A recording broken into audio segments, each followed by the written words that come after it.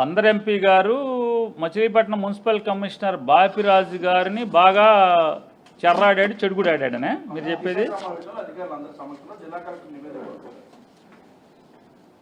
Sir, Janasena నికార్సైనటువంటి కార్యకర్త, వాళ్ళ స్వగ్రామం గోపువానిపాలెం, వాళ్ళు వచ్చి బందర్లో అద్దెంట్లో ఉంటూ గోల్డ్ కవరింగ్ పని చేసుకుంటూ రూపాయి కూడబట్టి 4 సంవత్సరాల క్రితం స్థలం కొనుక్కున్నారు. 4 సంవత్సరాల క్రితం స్థలం కొని మొన్న ఈ మధ్య కాలంలో ఇల్లు కడతం బిగించేశారు. ఇల్లు కడతం బిగించేస్తే మున్సిపల్ ఆఫీసు వాళ్ళకి కట్టాల్సినటువంటి డబ్బులన్నీ కూడా, ప్లాన్లకు కట్టాల్సిన డబ్బులన్నీ కూడా కట్టేశారు.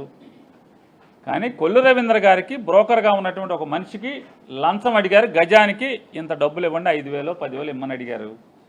వాళ్ళు మేము జెండా మోసాం, ఈ గవర్నమెంట్ రావటానికి, ఎమ్మెల్యే గెలవటానికి మా ఆహర్నిశలు పగలు రాత్రి తేడా లేకుండా మేము పనిచేసాం కాబట్టి మేము డబ్బులు ఇవ్వమని చెప్పారు. వాళ్ళు ఇల్లు మొదలెట్టుకున్నారు.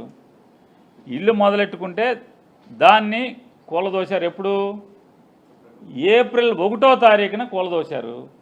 ఏప్రిల్ 1వ తారీఖు కూలదోసే ముందు రోజు 31వ తారీఖు జనసేన కార్యకర్తలు, ఒక తెలుగుదేశం పార్టీ సర్పంచ్ గారు, గోపాలెం సర్పంచ్ గారు R&B గెస్ట్ హౌస్లో మంత్రి గారి దగ్గరికి వెళ్ళి వేడుకున్నారు, కాళ్ళ మీద పడ్డారు.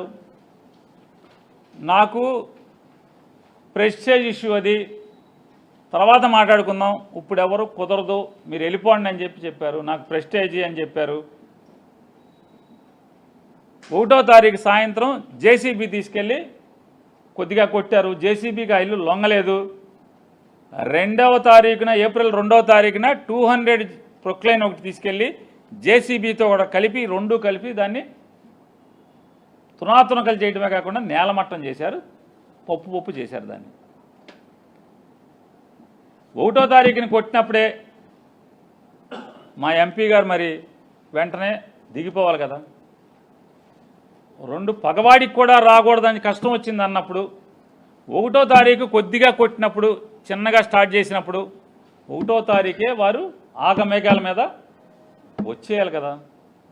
వచ్చి 2వ తారీఖు పొద్దున్నే జిల్లా కలెక్టర్ని, ఎందుకంటున్నానండి, జిల్లా కలెక్టరు మున్సిపల్ పాలకవర్గం, ఎన్నిక కాబడినటువంటి పాలకవర్గం మార్చి 17 19 టర్మ్ అయిపోయింది, దిగి ఇంటికి వెళ్ళిపోయారు.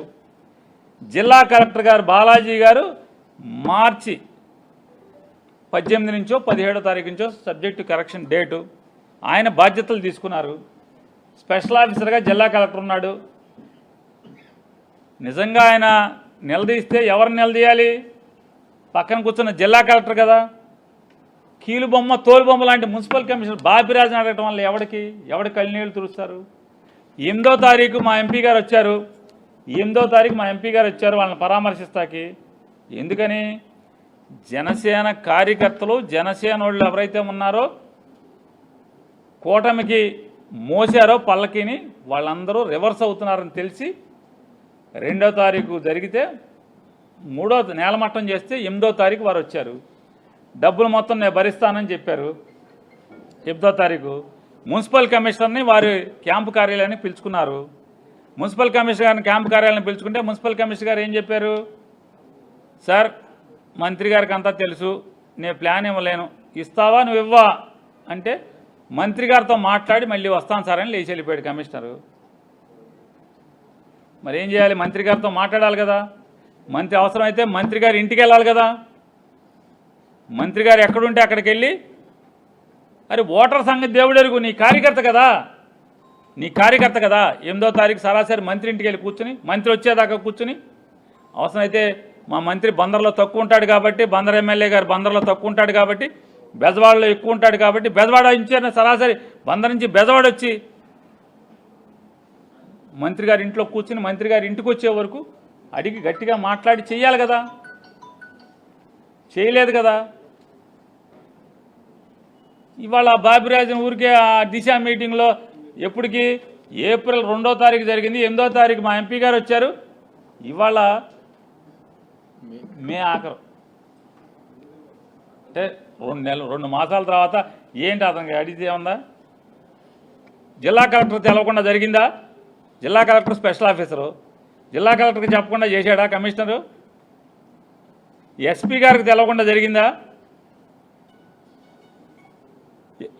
బాలశౌరి గారు చెప్తున్నారు, మా ఎంపీ గారు ఏమని 200 మంది పోలీసులు అక్కడ ఏమన్నా మటర్ జరుగుతుందా, లేకపోతే అది జరుగుతుందా, ఇది జరుగుతుందా, ఏమైనా బాంబులు పెట్టారా, నక్సలైట్లు ఉన్నారా, 200 మంది వెళ్ళారని. మా లెక్క అయితే 320 మంది పోలీసులు వచ్చారు అక్కడికి, హోంగార్డులతో కలిపి. సిఐలు, ఎస్ఐలు, డిఎస్పీలు అందరూ కలిసి 325 మంది దాకా వచ్చారు ఆ ఇల్లు పడగొడతాకి. మరి ఎస్పీ గారుని అడిగారా? ఎస్పీ ఆఫీస్కి వెళ్ళి మా ఎంపీ గారు గట్టిగా నిలదీశారా అని అడుగుతున్నాను. పక్కన కూర్చున్న కలెక్టర్ గారిని నిలదీశారా? ఏమయ్యా స్పెషల్ ఆఫీసర్ నీ ఇష్టమేనా, నీకు ఏ ప్లాన్ ఉందని కొట్టావని అడిగారా? కాంపెన్సేషన్ ఇస్తానంటారంట. నాది వాళ్ళు చెప్తున్నారు కాంపెన్సేషన్ ఇస్తాను నేను మీకు, కట్టుకుందరు కానీ అని చెప్పింది. కట్టుకుంటాం, కట్టుకోపోతాం తర్వాత సంగతి. ఎంత మానసిక వేద! అరే పక్షికి అంటే నోరు లేని పక్షే గూడు కట్టుకుంటే గూడు ఎవరన్నా ధ్వంసం చేస్తే ఎంత రోధిస్తుంది. అట్లాంటిది రోజు భార్య, కొడుకు తను కలిసి రెక్కల ముక్కలు చేసుకుని గోల్డ్ కవరింగ్ పని చేసి అవి అమ్ముకుని రూపాయి కూడబెట్టుకుని అక్కడ ఇల్లు కట్టుకుంటే, అంటే మనిషికి ఒక్కసారన్నా సొంత ఇంట్లో బతికి చచ్చిపోవాలని కోరుకుంటుంది ప్రతివాడికి. ఒక్కరోజన్నా సొంత ఇంట్లో బతికి చచ్చిపోవాలని. మరి అంత రూపాయి చెమటోడ్చి పోగేసి సంపాదించినటువంటి ఇల్లు కట్టుకుంటే ధ్వంసం చేస్తే, దాన్ని నేలమట్టం చేస్తే, నా ఇగోకి నా హానికి అడ్డొచ్చిందని చెప్పని ధ్వంసం చేస్తే, తోలుబొమ్మ లాంటి మున్సిపల్ కమిషనర్ గురించి మాట్లాడటం వల్ల ఎవరికి సోషల్ మీడియాలో మా ఎంపీ గారికి మంచి పేరు ఆహావోహో తప్పితే ఏముంటుంది? ఎవరికి ఉపయోగం? ఆ పేదోడికి ఏమైనా ఉపయోగమా? సామాన్యుడికి ఏమైనా ఉపయోగమా? ఇల్లు వస్తుందా? ఆ సెంటరింగ్ సర్వనాశనమైంది. ఆడు పేదోడే ఆ సెంటరింగ్ సప్లై చేసినాడు. ఆడికి చివరికి 75,000 లక్ష రూపాయలు ఇచ్చి సెటిల్ చేసుకున్నారు. ఆ సెంటరింగ్ కూడా ఏమైపోవాలి? వీళ్ళు మానసికంగా ఎంత చచ్చిపోవాలి?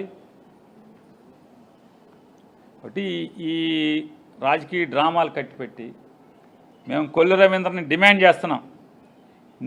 ఏ ఇంటికి నీకు ప్లాన్ ఉంది? ఏ ఇంటికి ప్లాన్ ఉంది? బందరకోటలో దాదాపుగా 10 కోట్లు పెట్టి కొత్తగా మహల్ కట్టారు. ఆ స్థలానికి డాక్యుమెంట్ ఉందా? లింక్ డాక్యుమెంట్ ఉందా? ఆ బిల్డింగ్కి ప్లాన్ ఉందా? చెప్పండి సార్. లేదు కదా. మీరు అనేక దుర్మార్గాలు మీ పదవిని వాడి చేపల మార్కెట్ ఆనుకుని ఒక ఆర్యవైశ్యుడిది మీరు లాక్కున్నారు దౌర్జన్యంగా. దౌర్జన్యం అంటే తుణవ పడమ ఇచ్చి వాళ్ళకి ఇష్టానికి వ్యతిరేకంగా. అలాగే తాండవ కృష్ణ వాళ్ళది తీసుకున్నారు, వాళ్ళకి ఇష్టానికి వ్యతిరేకంగా చెరబట్టారు. సరే చెరబట్టారు, ఏదో చేశారు, రూపాయికి 10 రూపాయలు ఇచ్చారో 30 ఇచ్చారో. అక్కడ ఆకాశం మేఘాలను తాకుతూ కడుతున్నటువంటి బిల్డింగ్కి ప్లాన్ ఉందా అని అడుగుతున్నాను. మీది ఎవడు కొట్టాలి? మరి మీది ఎవరు కొట్టాలి?